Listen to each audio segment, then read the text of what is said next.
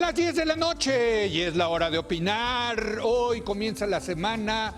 Como todos los lunes tendremos nuestra mesa de debate con Héctor Aguilar Camín, Jorge Castañeda y Javier Tello para analizar un tema muy polémico. Hoy a lo largo del programa vamos a discutir la inminente conformación de la coalición electoral por México al frente y el panorama electoral de nuestro país, ya con Anaya, Mid y López Obrador perfilados como candidatos a la presidencia en 2018. Así que quédese aquí en Foro TV, que ya comenzó la hora de opinar.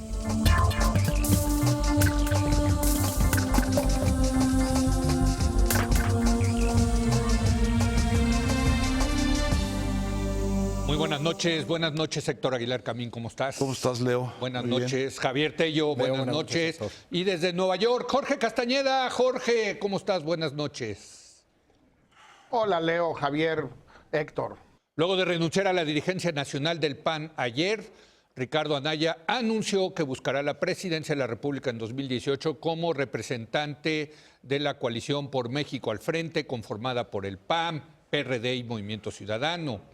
Ahora que el año está llegando a su fin, ya contamos con 3 candidatos seguros para la presidencia tras meses de especulación e incertidumbre. Aunque Anaya nunca ocultó su aspiración a la presidencia, está por verse qué tanto agitará el tablero su confirmación en la carrera presidencial.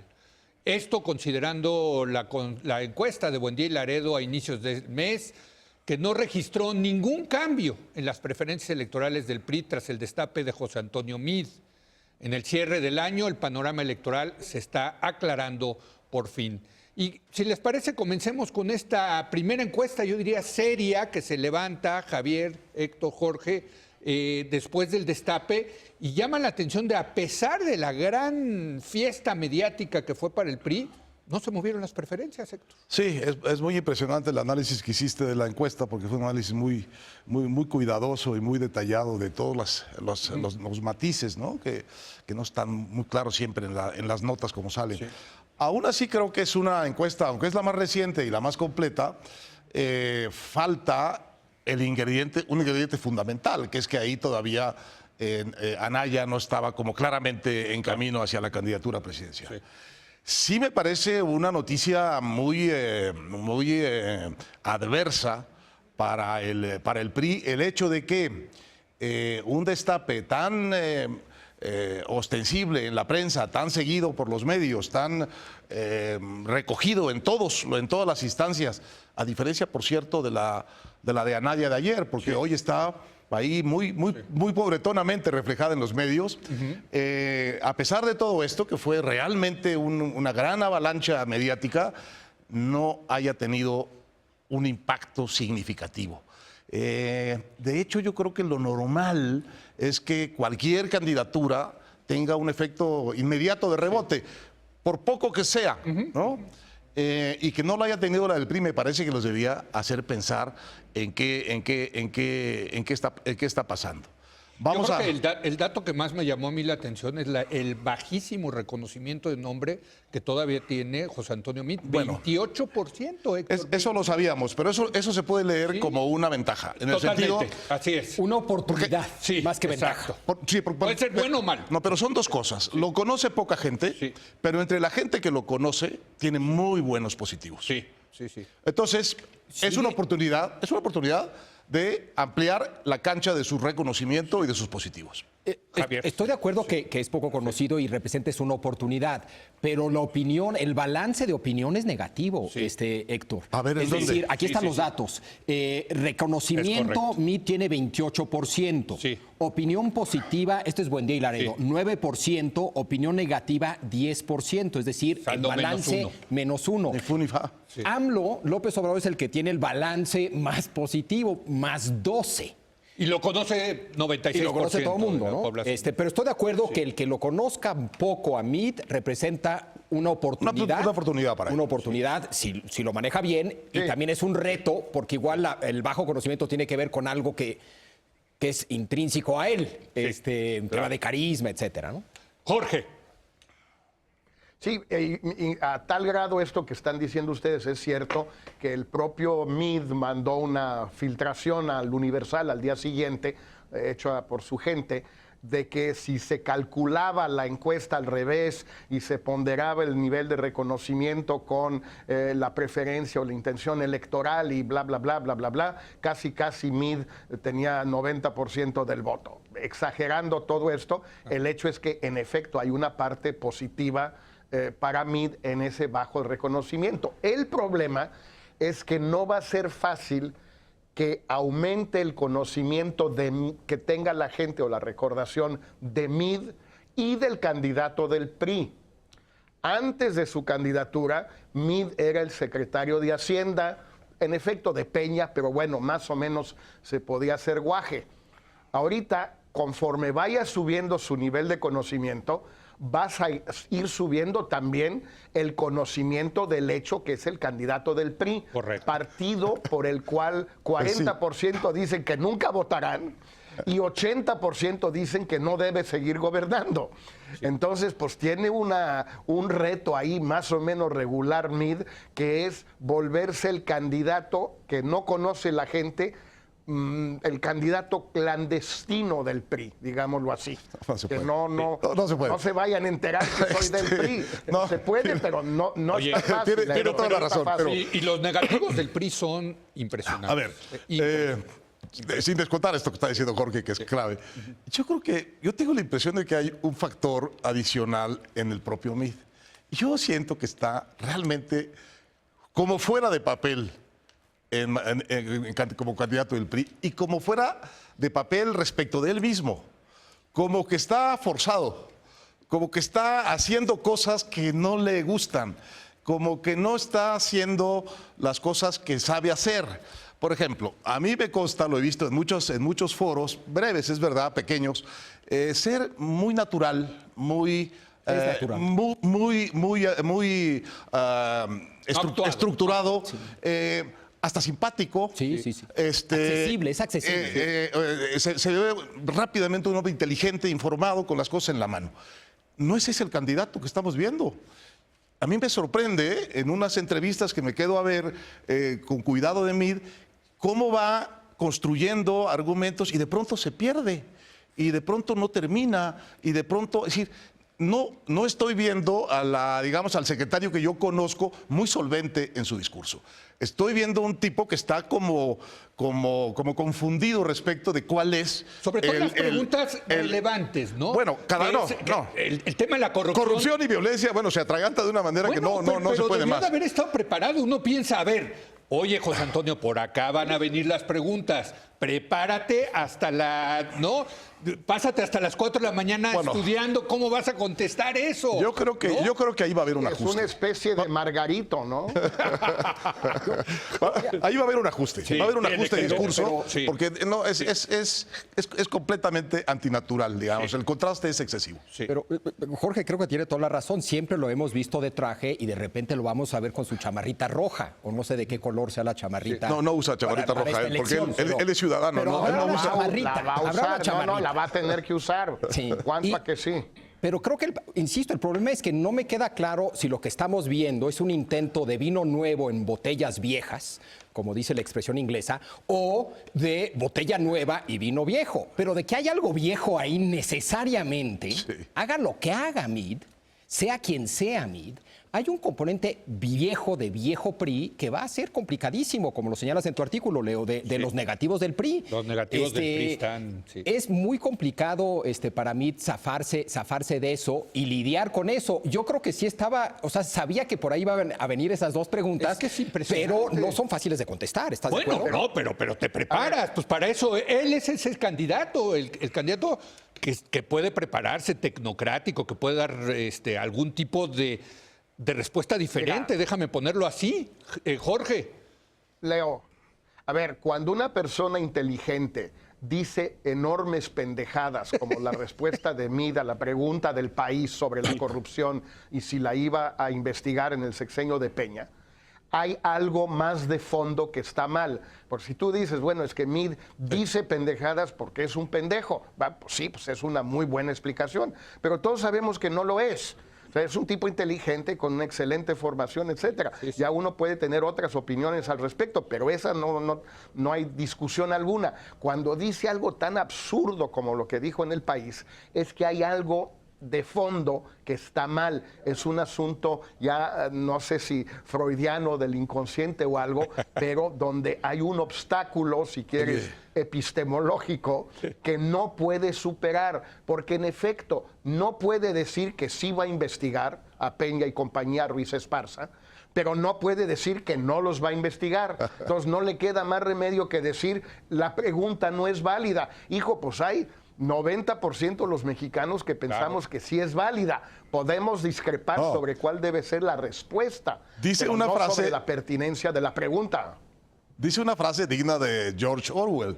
O dice, no, tenemos que estar en el supuesto en donde esa pregunta no sea válida. Sí, exacto. Tenemos que estar en el supuesto. Tenemos que ponernos en el supuesto en donde esa pregunta no sea válida, ¿verdad? Ese es el Es una newspeak. belleza. Ese es el newspeak de Orwell. Y lo hace porque yo creo que está muy incómodo. Sí. Y a mí me parece que ahí va a haber un ajuste, porque es impensable, digamos, que mantenga esta situación. Y si sigue en tercer lugar, tendrá que haber un ajuste. Tendrá que salir a fuerza. ¿No? Ahora, me llama la atención pues que, digamos, en los usos y costumbres del PRI, cuando venía el destape, empezaba ya como la separación del presidente con el candidato. Y una de las cosas importantes era que el candidato decidía quién iba a dirigir su campaña, quién iba a ser su gente cercana. Me da la impresión de que aquí Peña Nieto es el que está tomando las decisiones. Y bueno, la decisión de que sea Aurelio Nuño el coordinador de la campaña es una especie de mensaje, me parece, de que el que está verdaderamente detrás de esta campaña es Peña. No sé, ¿no lo ves así? A ver, Miquel en el DF es un candidato de MID. Yo creo que la otra interpretación para el corredor de campaña es una alianza entre dos contendientes por la presidencia, que se me hace muy razonable, con muchas afinidades, que se hace muy razonable.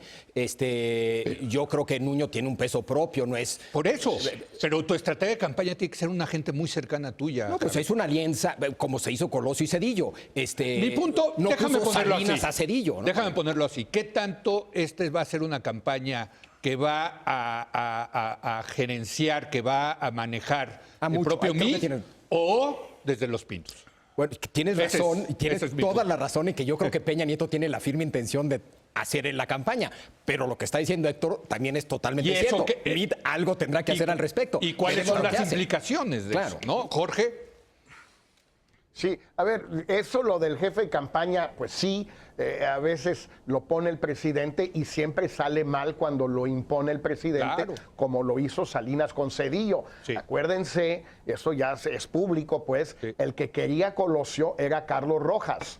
Sí. Y Salinas no quiso porque tenía que seguir en Sede Sol, o como se llamaba entonces, para pues, a operar la campaña, pues. Y luego no sé quién más. Y al final ya se iba Zedillo, incluso se supone que se iba o a Banco de México o a ver a dónde, que no quería Salinas porque la autonomía y no sé qué, pero Zedillo ya se iba. Eso no salió bien para nada.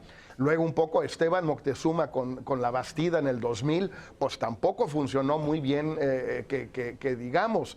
Es decir, cuando lo impone el presidente, esto es dentro del PRI, desde luego, pues es muy complicado porque hay una doble lealtad y las dobles lealtades siempre funcionan mal.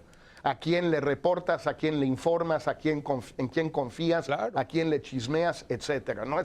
Siempre es un problema. Pero lo más grave, no lo más grave, porque a mí me parece que todas las debilidades del PRI abonan a favor de que el PRI pierda, cosa que es lo que me parece más importante. Pero en fin, eso ahorita lo discutiremos más. El tema aquí central es que MID no tiene un grupo político, lo discutíamos la semana pasada. O sea, ¿de dónde va a sacar a sus diputados, a sus senadores, a sus candidatos a gobernador, a delegados o como se llame ahora en la Ciudad de México, etcétera, etcétera, etcétera? Pues no los tiene para empezar porque en efecto no es parte del aparato del PRI. Cuando Zedillo tampoco lo fue ya como candidato, pero Salinas sí y los clavó a todos, Salinas. Bueno, pues por puede pasar algo lo se mismo enojó con Peña. Cedillo. Pues puede pasar lo mismo con Peña ahora, que va a ser pero Peña. pero no van a, sí, pero pero no va a poder meter al hermano de Peña al bote, va a tener que meter a Peña al bote. Esto que dice Jorge, yo creo que es clave, porque estamos viendo... Ya no alcanza. Lo que estamos viendo es que es una sucesión como pocas que yo recuerde para un grupo, digamos, en la cúpula, para un grupo muy compacto, ¿no? Sí. Para el grupo de, digamos, de tecnócratas o colaboradores que hicieron, diseñaron el gobierno reformista de Peña, ¿no? Totalmente. Sí. Entonces tú date cuenta de lo compacto que es el grupo. Entonces... Los tecnócratas, estás hablando. Sí, no, Videgaray y el grupo del ITAM y el grupo cercano a Peña. Eso, okay. Videgaray en relaciones, José Antonio González Anaya en Hacienda, Enrique Ochoa en el PRI, Aurelio Nuño en la campaña, Mid, candidato, Miquel Arriola de otro candidato. de la Ciudad de México. Bueno, digo, es auténticamente un grupo compacto, vaya casi itamita, con única excepción de Nuño, es el grupo compacto del ITAM. Y que les encantan los priistas, nada más falta a el los jaguar. priistas jurásicos les encanta. Pero lo que dice Jorge, lo que dice Jorge es realmente lo clave. Yo creo que este grupo tecnocrático no tiene personal político ni redes políticas para el resto de la elección. Que no nos olvidemos, hay que decirlo una y otra vez, es una elección enorme. Pero que sí la tienes Peña. El presidente Héctor, Peña es el que va, sí la tiene. es el que va Él a sí ser la el tiene. dueño de esa otra elección, que Así es la es. que verdaderamente va a importar para efectos del Congreso, para efectos de los equilibrios regionales, para efectos de la asignación de candidaturas y de canonjías y de botín en el PRI. Eso lo va a hacer el presidente Peña. No tiene ningún adversario al frente, desde luego, en eso. Y es el problema de Mid. Y ese es el problema claro, Que desesperadamente absolutamente. necesita a Peña Nieto para eso. Sí, absolutamente. Y es un enorme estorbo Peña Nieto por la baja aprobación que tiene como presidente de cara al electorado. Entonces, pues, ¿qué haces, no? Ahora, esta encuesta de Buendía y Laredo que me parece muy interesante porque el PRI lo que quería era armar una ola lo más rápido posible para decir ya estamos nosotros en segundo lugar, ¿no? Y quien sí le puede disputar la presidencia a López Obrador somos nosotros, somos el PRI. Y pues no está ahí, ¿no? A ver, claramente el PRI sigue en tercer lugar. Y tú decías que no Mira. tuvo un impacto. Y yo diría que en una de esas, hay que tener cuidado con la interpretación. Sí. Pero si vemos votos por el PRI verde, son 19%, según Buendía y Laredo, brutos. Pero ya cuando son los careos, baja a 16. Sí. Es decir, pierde ya con candidato 3 puntos el PRI. Sí. Lo mismo con Anaya. 27 PAN, PRD, Movimiento Ciudadano, pero ya con candidato baja a 23. El único que sube y de manera considerable es Morena PT, que tiene 27. Bueno, a ver, en esa encuesta lo que es indudable es que cómo va arriba López Obrador, ¿eh? Sí. O sea, a ver, eso también es Ese una es el tema conclusión. central de la encuesta. Sí, yo creo que sí, ¿no, Jorge? O sea, impresionante escenario donde lo pongas, etcétera. Hay escenarios donde hasta en la efectiva tiene más de 10, 11. Al PRI lo dobla, prácticamente lo dobla. Lo dobla. O sea, es ¿Cuánto es lo que impresionante. tiene? ¿Cuánto es lo que tiene López Obrador en esa encuesta? López Obrador, en los careos, 31. López Obrador tiene 31, bruto. Bruto. Lo haces efectivo, o sea, le quitas a los no respuesta y Es sube a 40. 37, Que creo. no sé qué tanto hay que quitarle. Hay que tener mucho cuidado con eso. Mucho ¿no? cuidado. Y los siguientes- Yo lo dije en mi artículo. Pero hay que no tener mucho cuidado. repartirlos equitativamente. Exacto. No hay que repartirlos equitativamente. Ese es el gran error Sí. de muchos encuestadores. Sí, pero sigamos en, Hagamos el bruto. sigamos en los brutos, para 23. no equivocarnos. El que sigue es Anaya con 23 y luego Mid con 16. Ahora, para mí la pregunta Esto es en el también- escenario de que hay frente. con frente. Sin frente todavía No, es peor. Pero hay frente. No, bueno, por eso es que cuando levantaron la encuesta todavía Bueno, no quedaba claro que se iba a haber Pero, frente, ¿no? de acuerdo. Sí. Pero también a mí me intriga mucho qué va a pasar con los 14 puntos que hoy tienen los independientes. Porque una de Eso dos, es muy o no va a haber independientes, No, sí va a haber. o va a haber independientes, Pero se luego van voto útil. se van a caer. Sí. O sea, no mantienen esos 14 puntos. Así los- es, El Bronco y Margarita. Pero a ver, pero Yo quiero hablar de eso a propósito del frente, pero no sé si ya pasamos al No, frente. no, antes de irnos a con la encuesta. pausa, sí quisiera nada más rápidamente analizar que sin lugar a dudas, terminando el año, comenzando ya de hecho la contienda, el candidato a vencer, no hay la menor duda, el que está allá arriba es López Obrador, Jorge. Sí, sí. Y mucho, muy arriba. Sin la menor duda y con una, digamos, persistencia, una constancia en los números, parecida a la de Trump, por cierto, en el 2016. Haga lo que haga, diga lo que diga, plántese donde se plante, más o menos sus números se mantienen. Eso es bueno y malo, quiere decir que tiene un techo y tiene un piso y que son más o menos iguales, pero con la elección como va, ese techo o ese piso le alcanza para ganar. Pero le va a seguir alcanzando, eso ya veremos. Sí. Al día de hoy le Al día de alcanza hoy. para ganar, ¿eh? Sí. de acuerdo. Sin la menor duda. Pero, de acuerdo.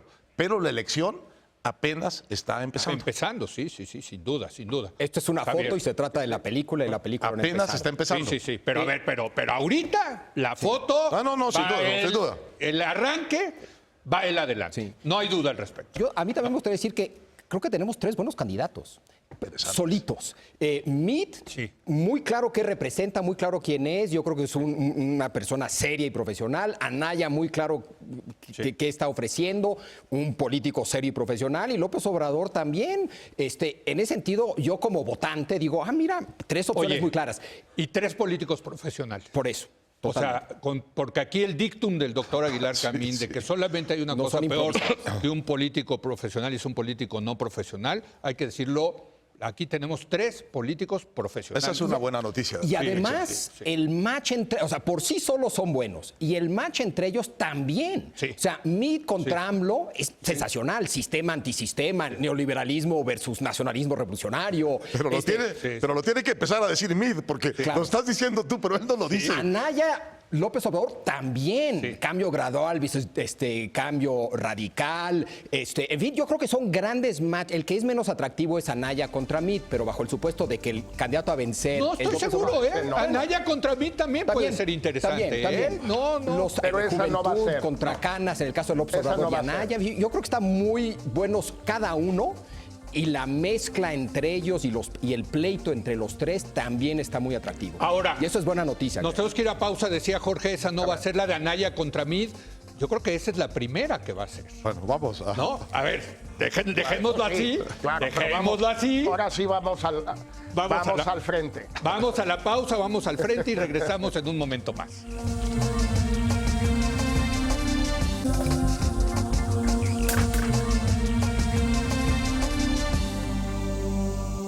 Seguimos analizando en este final de año el principio de la contienda electoral, cada vez más aclarado el panorama de quiénes van a ser los candidatos.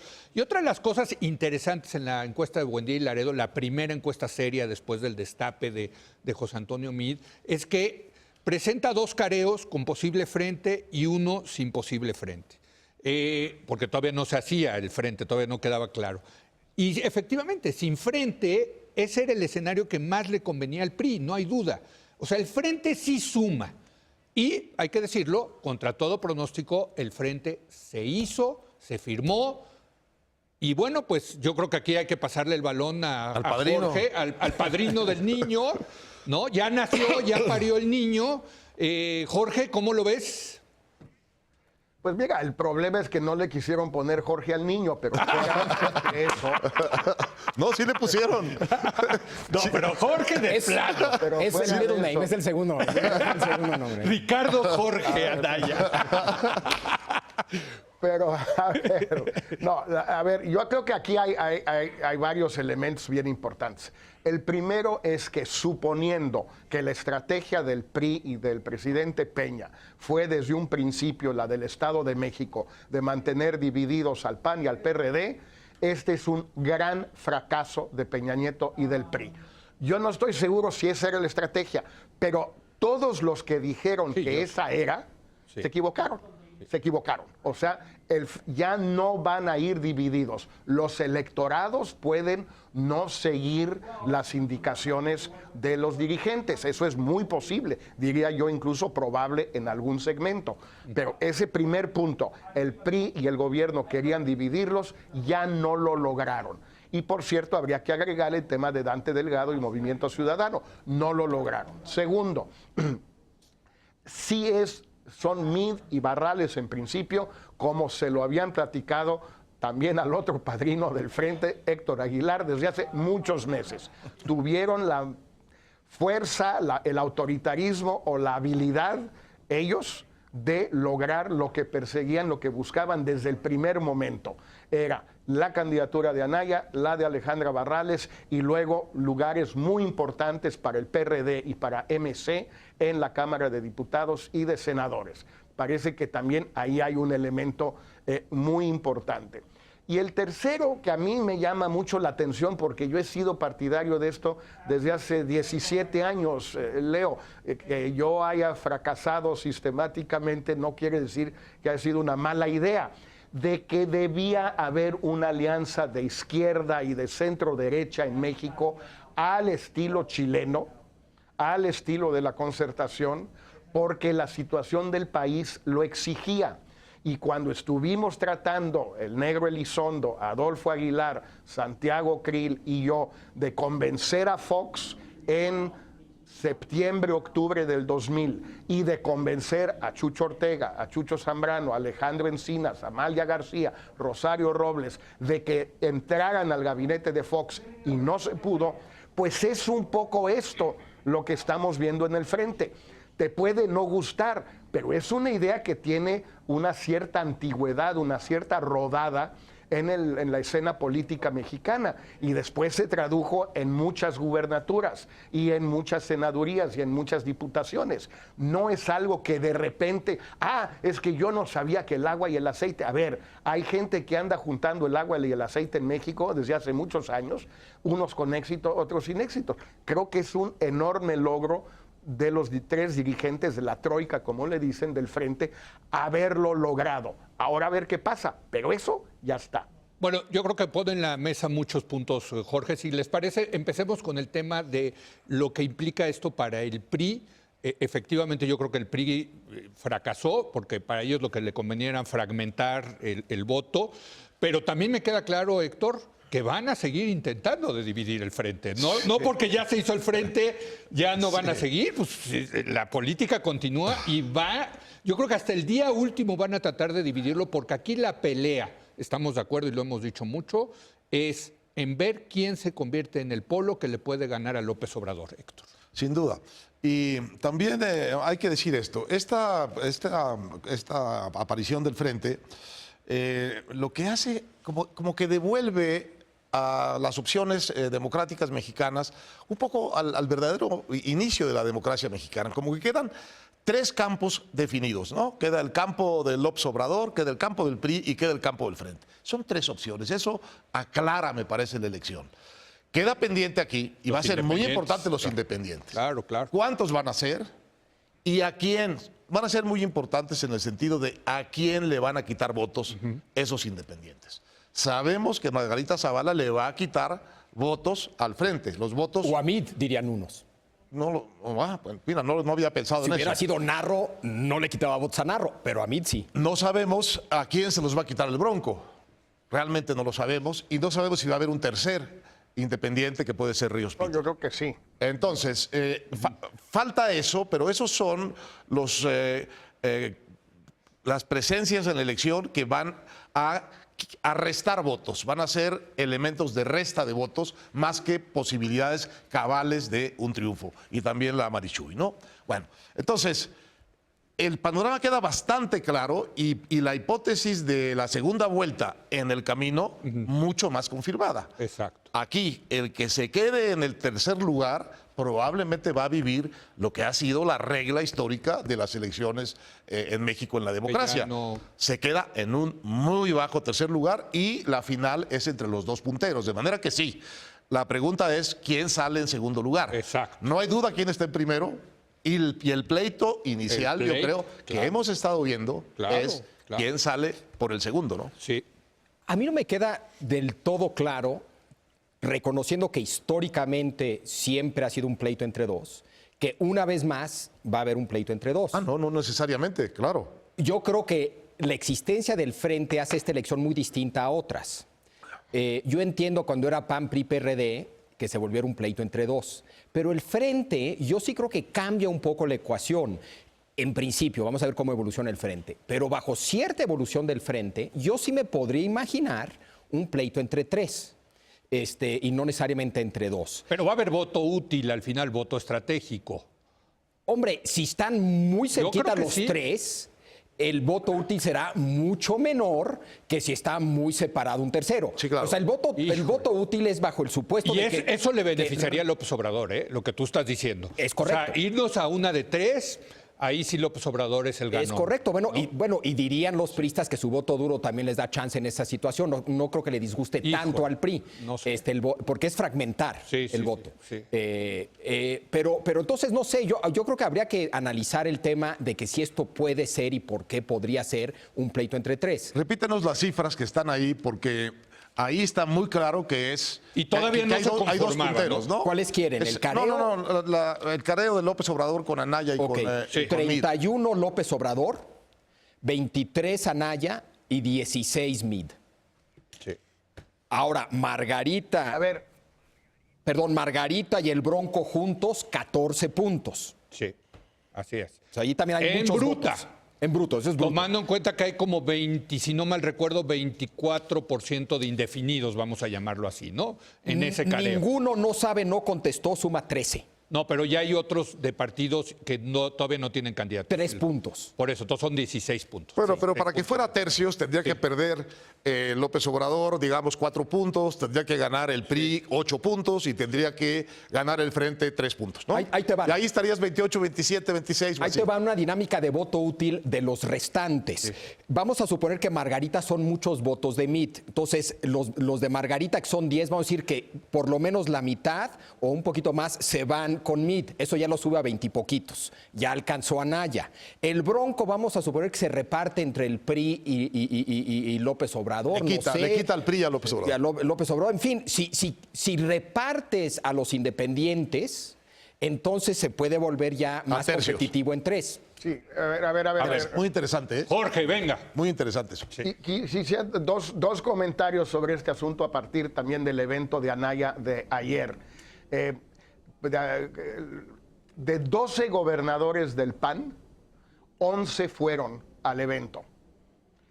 El único que no fue el Tony Gali de Puebla, porque digo, Moreno Valle sigue un poquito molesto, pero lo importante es que Moreno Valle se alineó también, al igual que Miguel Ángel Mancera. Es decir, los rivales de Anaya desaparecieron, o bien como Margarita porque se fue, o bien porque de una manera o de otra, Moreno Valle y Mancera se alinearon. No fueron al evento, se entiende, pero 11 de 12 sí fueron. Es decir, tiene a todos los gobernadores Anaya. Eso va a contar mucho a la hora del voto por Margarita, porque no va a tener la estructura de los gobernadores, la va a tener Anaya. Y eso yo creo que va a contribuir mucho a que la votación de Margarita se vaya reduciendo poco a poco y sobre todo al final de manera vertiginosa. Segundo, aquí hay una disyuntiva estratégica clarísima para Anaya. Yo no sé qué vaya a decidir él, pero sé que hay dos bandos ya. Sí, lo mencionas hoy. La primera tesis, es que fuego sobre el cuartel general del PRI, como diría el presidente Mao Zedong. Sí. Es decir, fuego sobre Mid, porque la pelea ahorita es entre Anaya y Mid, sí, por el segundo lugar. Por lo que tiene que tratar de hacer Anaya es liquidar a Mid lo más pronto posible, si puede, y olvidarse de López Obrador por ahora. Pero va a haber muchos sectores empresariales y dentro del viejo PAN, que también hay un viejo PAN, que van a negarse a eso o van a oponerse a eso. Y van a decir, espérate, primero vamos a necesitar a los votantes del PRI en la segunda vuelta, no hay que enajenarlos. Y dos, de aquí de lo que se trata es de ganarle a López Obrador, de que él pierda. No se trata de que ganes tú, Anaya. Eso a nosotros nos da lo mismo si ganas tú o gana Mid. Lo que no queremos es que gane López Obrador. Pues yo no sé si Anaya comparte esa visión, que su misión en la vida es que derrotar que no gane López Obrador, aunque gane Mid. No lo vi muy convencido de eso, Anaya. Oye, Jorge, lo haya hecho todo esto solo para que no gane López Obrador. Oye, no es la impresión que me llevé, ¿eh? Jorge, ¿y cuál es la postura de don Corleone del Frente en este debate? Es decir, tú. Bueno, la mía, don Corleone, eso ya me va gustando más. Además visité el pueblo. Hay un pueblo que se llama Corleone en Sicilia. Yo he estado ahí, es un pueblo muy bonito. Padrísimo. Pero lugar. ¿cuál es tu postura? Yo creo, la mía es que tiene todo que ir contra el PRI y contra el MID al principio, porque la primera batalla que tiene que ganar el Frente es la del segundo lugar, como hemos estado diciendo, y la mejor manera de ganarla es concentrar toda la artillería contra el PRI con los argumentos ya clásicos que todos sabemos cuáles son. No hay aquí ciencia oculta: corrupción, violencia, desempeño económico mediocre, dificultades con Estados Unidos, o sea, pegarle todo ahí. Y una vez que se consolide la situación, digamos, de segundo lugar del Frente, si es que lo logran, entonces ya pasar al mano a mano con López Obrador, digamos. Yo estoy de acuerdo con Jorge. Yo creo que la agenda natural, temática natural para el Frente y para Anaya es la agenda del hartazgo, ¿no? Impunidad, etcétera. Y esa agenda es una agenda contra el PRI. Ahora, yo creo que debería de hacerlo de tal manera que argumente que son López Obrador y el PRI, dos caras de la misma moneda. Antes del Frente, parecía que esta elección iba a ser miedo contra enojo. El enojo se iba a ir con López Obrador y el miedo se iba a ir o con el PAN o con el PRI. El Frente ofrece la oportunidad de que miedo y enojo se vayan juntos por el Frente. Es decir, ya no hay miedo al cambio que ofrece el Frente y sí permite canalizar el enojo. En ese sentido... Y puede vender esperanza. Claro. ¿No? Eso es una gran ventaja que podría tener el Frente. Ahora, no está fácil, pero yo creo que es la estrategia correcta. No. A ver, para ninguno de los tres está fácil. Está complicadísimo para los tres. A ver, una palabra sobre Anaya. Estamos viendo aparecer un político, digamos, con todo el equipaje, ¿no? En el sentido de que ha hecho un camino hacia la candidatura presidencial impresionante desde la presidencia del PAN, y finalmente ha acabado acomodando las piezas de manera que la candidatura presidencial caiga de un modo razonablemente lógica y natural en él. Efectivista. Muy efectivo, muy suave en el sentido de que no se ve la dureza de sus movimientos, pero muy determinado y con gran sentido estratégico y táctico. Entonces, eso por un lado. Por otro lado, lo que vimos ayer fue a un político que, al revés de Mid, se siente muy cómodo en su discurso de definiciones respecto de la elección. Cada vez más. Sí. Y el corte que él hace es muy claro. Él dice, aquí hay la continuidad del PRI, que es todo lo que ustedes odian, ¿no? Y con la cual nos aliamos. El del partido de los satisfechos, de los que están contentos, citando, por cierto, a Jesús Silva Gerso. Sí. Ese, el de la continuidad, ese es el de Mid. Y hay dos opciones de cambio, dos. La loca, digamos, la delirante, la llena de locuras, y esta del cambio. Entonces, lo que él está diciendo es, en la lógica, digamos, de lo que está diciendo Jorge desde el punto de vista conceptual, es, primero descartamos al PRI, porque es la continuidad, y luego discutimos cuál de las dos opciones de cambio es la buena. Bueno, pero con un punto, esa es un poco la lógica en la que está planteado la salida de la campaña de Anaya. Pero con un punto muy importante, y que es lo que hoy resalta Reforma en sus 8 columnas, y me parece muy bien, que es nosotros en el PAN nos equivocamos al habernos aliado con el viejo sistema priista. En los sexenios de Fox y en los sexenios de Calderón. Es inteligentísimo. No, claro, pero ya habíamos dicho que la salida de Margarita... A ver... Que era una pérdida, digamos, desde un lado, era una ganancia desde el lado de que lo liberaba del compromiso histórico con el gobierno anterior. Es el viejo debate, yo quiero decirlo, de cuando Fox gobernaba y que de un lado tenía a Castañeda diciendo hay que romper al PRI y Santiago Krill decía no, hay que negociar con el PRI. Ahora los dos, por cierto, estaban ahí ayer en el destape de Anaya. Jorge, don Corleone. Conspiradores de larga duración.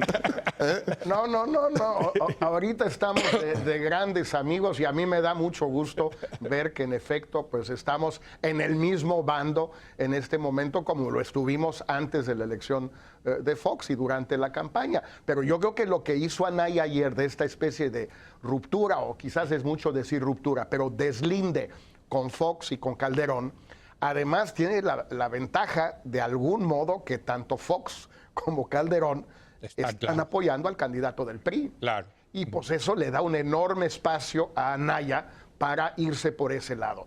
Por el otro, habrá que responder, lo tendrá que hacer él y la gente, sobre todo ahí del PAN, pero me parece que tienen un espacio suficiente para refutar esta tesis de muchos colegas de la comentocracia, hoy va a haber más, del método, que fue un dedazo, que fue autoritario, que hubo un solo candidato, etcétera, etcétera. Para empezar, el PAN en muchas ocasiones, entre otras la de Fox, que esa la viví yo, tuvo un solo candidato, no hubo interna con Fox, ¿eh? Diego decidió al final no aventarse. Llevaba demasiada ventaja, ¿no? Digamos, demasiada, no había cómo alcanzarlo, pero fue por aclamación, no hubo interna. Luego sí hubo las dos internas, pero no hay una historia del PAN de que siempre hay internas, no es cierto. Es un primer punto. Segundo, pues sí, son tres dirigentes de partido que se pusieron de acuerdo en quiénes iban a ser los candidatos de una coalición. En efecto, como lo hizo el PRI y en efecto, como lo hizo López Obrador. A mí siempre se me ha hecho que los partidos, pues es asunto suyo cómo eligen a sus candidatos. Unos lo harán con tómbola, otros lo harán con encuestas, otros lo harán con dedazo, otros lo harán con conciliábulo más o menos en lo obscurito, no tan en lo obscurito. La verdad, a mí me da enteramente lo mismo, lo dije a propósito de Mid y de Peña, y pues también me parece absolutamente lógico que el candidato de Morena sea López Obrador, pues es de él creó Morena para ser su candidato.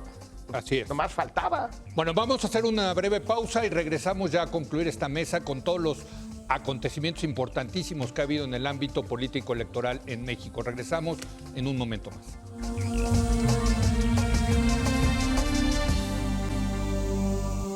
Bueno, estamos hablando del frente que pues ya nació, parió este fin de semana. Ahora vamos a ver si se consolida. Y Javier aquí durante la pausa nos decía, estamos concentrándonos mucho en Anaya y no estamos también analizando lo que esto puede significar para los otros dos socios, que es el PRD y Movimiento Ciudadano. Un muy buen punto, Javier, adelante. Sí, y creo que aquí hay un reto enorme para el PRD. Yo no conozco bien a Movimiento Ciudadano, igual es similar para Movimiento Ciudadano, que es explicarle al votante perredista de por qué después de votar una y otra vez por López Obrador, que ahí está en la boleta esta vez, van a tener que votar por Anaya. Ese es un reto significativo, que igual se logra a través de una propuesta programática que contiene muchos elementos atractivos para el votante perredista. No sé qué historia, pero alguna historia le va a tener que contar el PRD a ese 5% de votos que hoy aporta de por qué esta vez no deben de votar por López Obrador. ¿Qué es la apuesta de López Obrador? Es decir, claro, a ver, a mí me vale gorro, el que votó por mí en el 2006 y en el que votó por mí por el 2012 va a votar por mí en el 2018. Claro, y creo que eso es algo, un reto genuino para el PRD. Pero por otro lado, puedes decir, a lo mejor hay 1, 2, 3% de perredistas que sí los convencen y esos acaban haciendo la diferencia para que no gane López Obrador. Pero mira, una historia. ¿No? O para que gane López Obrador 2 o 3%. No, por eso. ¿No? Pero él algo lo tenía seguro López Obrador, que la alianza Morena y PRD era una estrategia ganadora y la dejó ir López Obrador. Yo creo que va a ser uno de los errores que vamos a tener que analizar durante esta elección. Una historia. Sí. Una historia que podría recoger perfectamente el PRD e incluso volverla el centro de su oferta, como la presentó ayer Ricardo Anaya. El ingreso universal, básico, mínimo. El ingreso básico universal. Le dedicó más de la mitad de su discurso ayer Anaya a explicar en qué consiste esto. Si eso no es una política pública de izquierda, no sé qué puede hacer.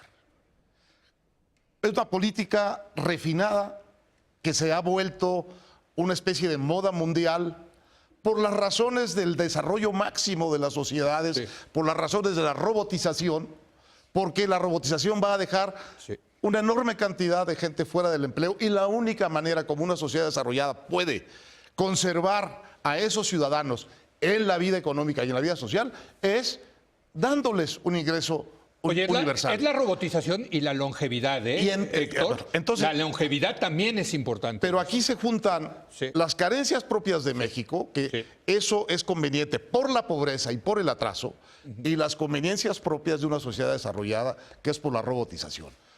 Ahí está, sí, puesto un programa, que la izquierda puede, el PRD, perfectamente tomar con absoluta coherencia con su propia trayectoria como gobiernos en distintos momentos y volverla también la bandera de su salida al público. 1, 2, 3 puntos. Y quitarles unos puntillos al observador. Sí, sí. A ver, Jorge, adelante. Sí, sí, a ver, yo a tal punto, bueno, Anaya está de acuerdo con eso, que no solo lo dedicó parte de su discurso, sino que puso en la pantalla esa detrás de él, donde estaba hablando, la portada del libro de Héctor, bueno, donde hemos colaborado muchos, pero el que hizo el libro fue Héctor, y citó el capítulo de John Scott sobre el ingreso básico universal, haciendo directamente referencia al libro. Yo agregaría el tema de Santiago Levy, porque Levy fue el que organizó esa parte del libro y me parece que si logra juntar a Anaya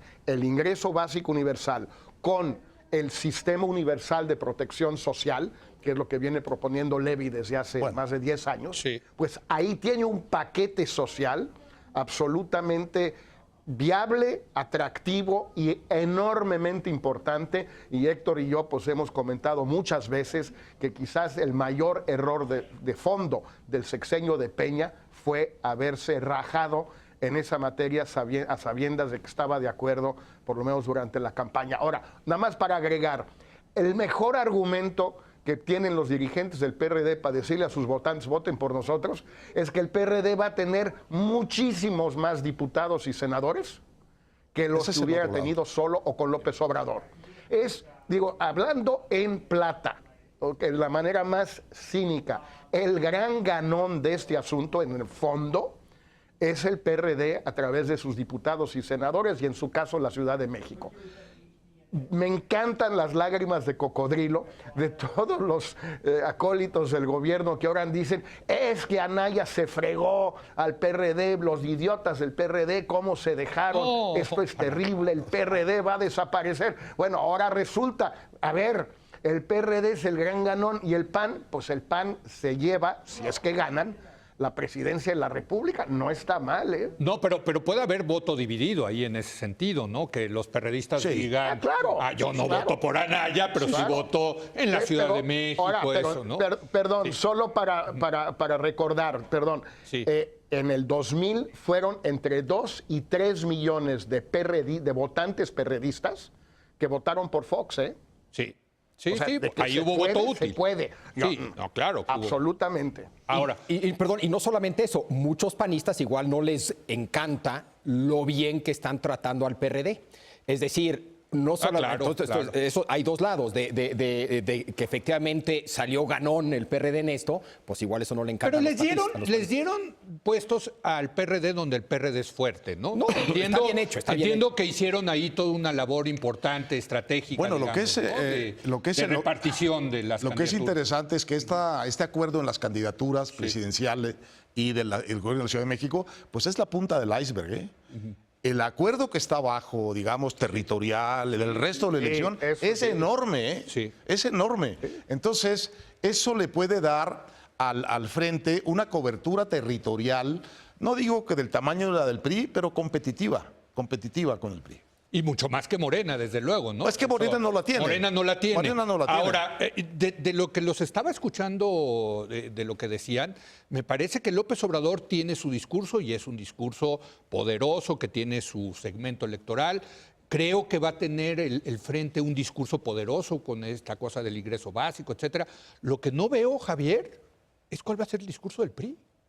Mira, yo creo que tiene ¿Qué que va a ser de la prometer? continuidad. O sea, yo por más... O sea, ¿qué va a prometer el PRI? Yo estoy de acuerdo. Sí, Sí, por eso, pero- Lo que el PRI va a ofrecer ¿Continuidad? es lo que la vieja agenda de modernización, sin poder atender lo que muchos piensan son los grandes obstáculos de esa modernización, que es corrupción, impunidad, etcétera. Es decir, lo que puede vender MID es crecimiento, estabilidad macroeconómica, etcétera. Pero ¿Alcanza frente a estos Claro que dos no, yo creo que poderosos? no. Bueno, es yo que creo que ahí no. está el gran reto. ¿Pero cuál Deja crecimiento? tú para mí, para el PRI, para cualquiera que hubiera sido del PRI. Jorge. ¿A dónde está el crecimiento? A ver, la promesa el promedio de... la promesa, porque la gestión de Peña y la de Calderón y la de Fox, las tres, en materia de crecimiento fueron de una gran mediocridad. La de Cedillo, por cierto, también, pero como resultado de un promedio más que de una continuidad mediocre. Desde Pero fue lo 82, mismo. dirías, Jorge. O sea, aquí llevamos... Desde 80, no, yo diría desde 95. 95 fue un pésimo año. Desde el 96, López Obrador le dejo el 82, yo me quedo con el 96. Desde entonces para acá, el crecimiento ha sido mediocre en México. Levi me pasaba el otro día los datos. Del 99 al 2015, el país de América Latina que menos ha crecido es México. Y ahí estaban los datos, ahí los publiqué. Bueno, 2.2, gradual. Esa es la realidad. Sí, por eso. A ver, Bueno, gradual. A ver, gradual con 1.4, 1.5 No. de crecimiento demográfico. Estamos hablando de medio punto por año per cápita. por eso, pero yo quiero A ver, ver... como que te presentes como yo soy el arquitecto de esto, yo soy el secretario de Hacienda y les prometo más de lo mismo. Ok. Chingón, ¿eh? Bueno, no, la pregunta es cuál es la alternativa Bueno, a para ver. crecer más, que tampoco le escucho del otro lado, pero a ver, Jorge, perdón, Héctor. No, pues, siguiendo lo que dice Javier, tiene toda la razón. El gran problema del discurso para el PRI es que tiene que ser el discurso de la continuidad y al mismo tiempo tiene que ser el discurso de la continuidad con cambio. Claro. Una cosa complicada y al mismo tiempo tiene que ser un discurso muy encendido y muy potente. Entonces, si este discurso es difícil, el otro, el de ponerse en plan de rechazar a Peña y rechazar, no, eso. ese es suicida. Para el PRI. Para el PRI. Desde luego. Entonces, tiene que Desde ser el luego. discurso de la continuidad. Sí. Y esto es lo que yo creo que podría aportarle a esa campaña a Aurelio Nuño, que lo tenía bastante claro de cómo tener un discurso de continuidad, pero muy agresivo y muy intenso. Y yo Ahora- diría una campaña negativa, es irte a criticar a muerte a Anaya y a López Obrador. Claro. Más que, ¿qué hacer si solamente puedes ofrecer Sí. continuidad? Pues criticar a tus ¿Y tú Naturalmente, alguna vez ¿no? has visto pelearse Sí, pues, a José Antonio Meade? no, Ahí es donde ahí no está el hay- problema. no embona candidato O sea, con yo por eso estrategia, sí ¿no? pensé que Aurelio era el candidato que tenía más las posibilidades de hacer, porque sí es peleonero, sí se peleó cuando se tenía que pelear. Yo creo que ¿no? Meade, vamos, no lo hemos visto. Yo No creo lo que hemos visto, Igual pero- sí sabe pelear y pelea bien. Vamos a Bueno, ver. pero los otros dos son fajadores, ¿eh? O sea, vaya que son fajadores. Y por cierto, ya nos tenemos que ir, pero les dejo en la mesa, y creo que es una pregunta que me hacen mucho en mis conferencias, supongo que ustedes también, que hay una gran enigma de qué tipo de presidente sería Ricardo Anaya. Sin duda. Porque Ricardo Anaya nunca, salvo que fue secretario particular de un gobernador, nunca tenía un puesto ejecutivo. Esa es la Javier. ventaja de Meade. Meade Sí, también ofrece sí. certeza, no solamente continuidad, Sí. certeza. Más vale malo Pero por cuando conocido que te bueno por preguntan conocer. Esa es la qué certeza. tipo de presidente sería Ricardo Anaya, ¿qué contestas? Vamos a dejarlo ahí. Sí. Vamos a dejarlo ahí. Nadie puede contestar eso. Bueno, a lo mejor el padrino. No sé, a ver. Tú sí lo puedes. Yo creo que ¿Qué clase de presidente va a ser, necesita Ricardo? canas. Obviamente necesita canas Anaya, eso habrá que ver cómo. Pero Sí. de la campaña negativa, yo creo que uno de los temas en juego aquí es quién se lleva a JJ Rendón, Anaya o Meade. Estuvo con Peña en el 2012, pero podría acercársele a Anaya y al frente. JJ Rendón, el venezolano, pues es el más perro de los perros en materia de guerra sucia, ¿eh? Es buenísimo. No, bueno, eso. pero yo te quiero decir que los de Cambridge Analytics, que fueron los que le hicieron la campaña a Donald Trump, están con el PRI, ¿eh? O sea que ya también. Ya tienen. Y esos Totalmente, son más perros todavía que no, más JJ Rendón. perros. Ellos Muy estuvieron perros. con Del Mazo en el Estado de Sí, México sí. y están ya en México y Así están es. con Oye, el PRI absolutamente. Vamos a dedicarle un programa al tema de las campañas negativas y sus expertos. No, desde luego. Claro. Y ahí les Y dejo en la bueno, mesa. lo bueno que pueden ser. Y ahí les dejo en la bueno, ¿qué mesa puede el ser? tema de Ricardo Anaya, ¿eh? O sea, Sí, sí. creo que es importante tratar de vislumbrar eso. Qué buen programa. Gracias, Jorge Castañeda desde Nueva York. Gracias. Buenas noches. Gracias, Leo. Nos vemos ya en México la semana que entra. Perfecto. Chao. Gracias, Héctor. Nos vemos, Leo. Gracias, Javier. Gracias a usted por habernos acompañado. Yo lo espero mañana en punto de las 10 de la noche, cuando otra vez sea la hora de opinar. Aquí nos vemos.